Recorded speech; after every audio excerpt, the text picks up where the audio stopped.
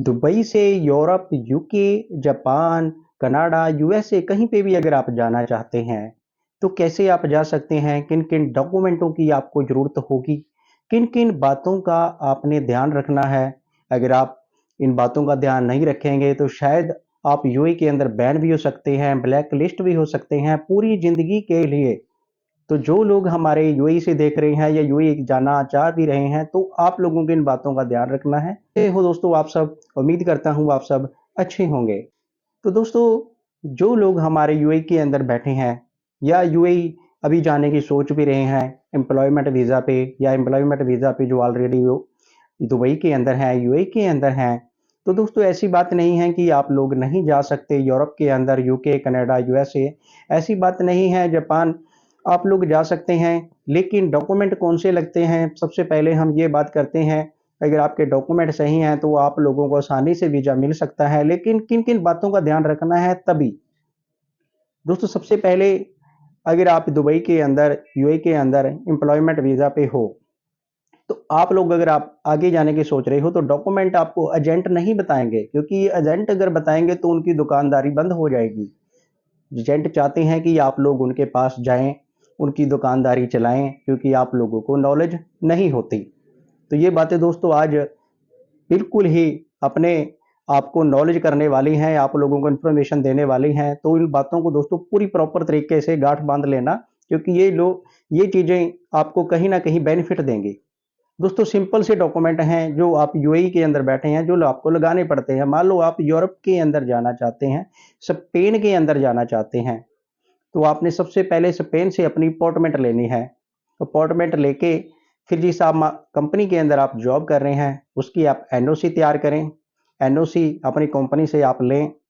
तो कब-कब आप जा रहे हो स्पेन के अंदर, मान लो आप जा रहे हो, किस डेट से लेके आप किस डेट तक वहाँ पे जाओगे, कब आप वापस आओगे, कब आप ज्वाइनिंग करेंगे, वो सारी एनओसी के अंदर होनी चाहिए।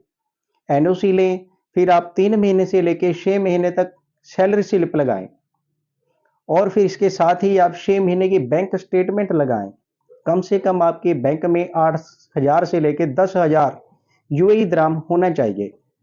बस, ये 3 चीज़ें का ध्यान रखना है आपने। एनओसी, सैलरी स्लिप और बैंक स्टेटमेंट, इसी के ऊपर सारी गेम होती हैं जो आपको एजेंट नहीं बताते। आपका 10,000 दिरहम आपके अकाउंट में पड़ा है, तो अब आपने करना क्या है? अपॉइंटमेंट आपने ले रखी है, ये 3 चीज़ें रेडी हो गई हैं आपकी। आपने होटल बुकिंग करनी है, आपने वीज़ा के लिए एक टिकट किसी भी ट्रैवल एजेंसी से आप ले सकते हो, आप खुद भी कर सकते हो।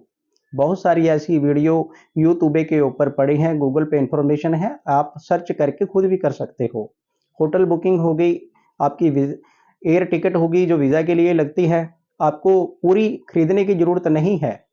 सिंपल आप जैसे डमी टिकट भी हम बोल देते हैं, वो लगाओ। ट्रैवल इंश्योरेंस हो गई हैं, आप ट्रैवल प्लान कैसे-कैसे डे टू डे वहाँ जहाँ पे घूमोगे, जिसको हम ट्रैवल आइटिनरी भी बोल देते हैं। और एक कवर लेटर, इसके अंदर आप आपका इंट्रोडक्शन दें, आपका पासपोर्ट नंबर क्या है, आपका नाम क्या है, कहाँ पे आप रह रहे हो, रेजिडेंस एड्रेस क्या है, किस कंपनी में आप जॉब कर रहे हो, उसका पूरा आप लेवल दें, कब जाओगे, कब आओगे, ये पूरी इन्फॉर्मेशन उस कवर लेटर में दें। उसके बाद आप वीज़ा एप्लीकेशन फॉर्म करके ये सारे डॉक्यूमेंट आप उसकी जो वहाँ पे वीएफएस है, उस एम्बेसी के अंदर आप सबमिट कर दें। बस ये डॉक्यूमेंट हैं बेसिक से, चाहे आप यूके के अंदर, चाहे आप कनाडा, यूएसए, जापान कहीं पे भी। कई लोग ऐसे करते हैं कि शॉर्ट तरीके से आगे जाना चाहते हैं।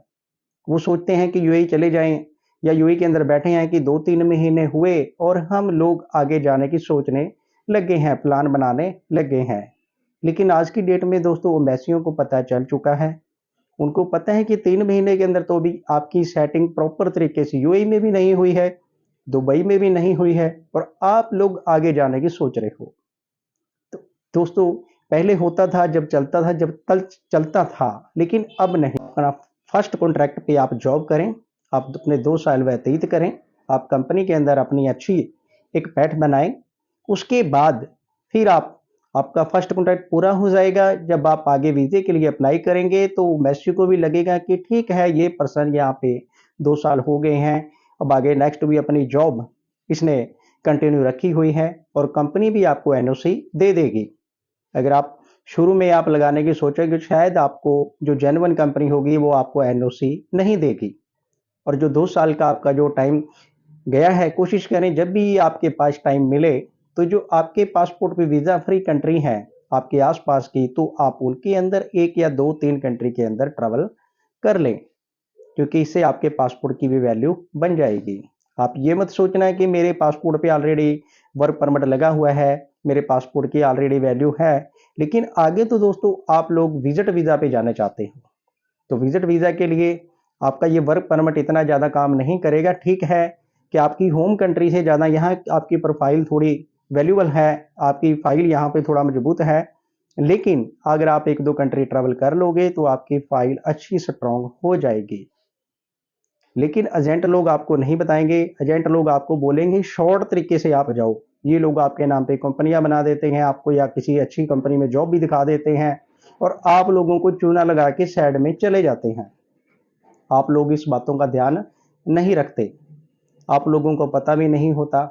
आप लोगों के नाम पे क्रेडिट कार्ड लिए जाते हैं, आप लोगों के नाम पे लोन भी लिए जाते हैं और आप लोगों को पता नहीं होता आप कब ब्लैक लिस्ट हो गए हो यूएई के अंदर। और आप लोगों को कहते हैं कि ठीक है आपको आगे निकाल देंगे, आपके नाम पे ये कर देते हैं, वो कर देते हैं। तो ये चीज़ें दोस्तों आपने इन बातों का ध्यान रखना है। कई बार आप आगे की तो भूल जाओ, ये हो सकता है आप यूएई के अंदर ही ना बैन हो जाओ, यूएई के अंदर से भी आप ब्लैकलिस्ट हो जाओगे, अगर आप इन बातों का ध्यान नहीं रखोगे। तो दोस्तों बेसिक सा फंडा है, ये डॉक्यूमेंट लगते हैं, एजेंट लोग आपको नहीं बताएँगे।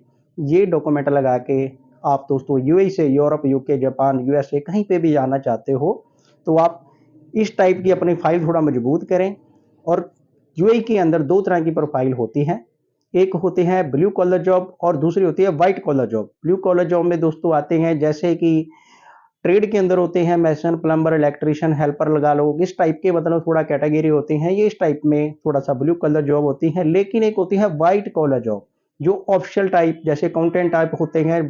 ऑफिशियल के अंदर एक ऑफिस के अंदर वर्क करने वाले जो लोग होते हैं, उनको थोड़ा व्हाइट कॉलर जॉब बोलते हैं। इनका थोड़ा सा लेवल अच्छा होता है, इन लोगों को वीज़ा मिलने के चांसेस बहुत ज़्यादा हाई होते हैं, क्योंकि इन लोगों की जो सैलरी है दोस्तों बहुत अच्छी होती है। 2-2 हज़ार दराम, 3 हज़ार दराम, 4 हज़ार दराम, 5 हज़ार दराम।